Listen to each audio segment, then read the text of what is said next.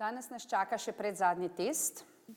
Plonk listki so dovoljeni, dokler jih ne najdem, to veste, a ne? Potem je pa negativna ocena. Brez veze, da opozarja, da ne smemo imeti plonk listkov, itak teh ne morajo najti, ker izginejo, ko pride mi.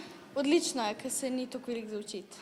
Tudi na ljubljanski šoli so se pred dobrim tednom prvič pojavili izginjajoči listki, ki jih učenci uporabljajo za prepisovanje. Ja, velikokrat vidim, da imajo učenci listek, ampak ko prijem zraven listka več ni. Tako da ne vem, kaj se zgodi z njim. Izgine preprosto. V zbornici z ravnateljico smo se o tem že pogovarjali, tudi na ministrstvo so že nekaj sprašvali, ampak zaenkrat nismo dobili še nobenega odgovora. Veliko več nas plonka, zato ker zdaj nas ne morejo dobiti, so veliko lažji testi.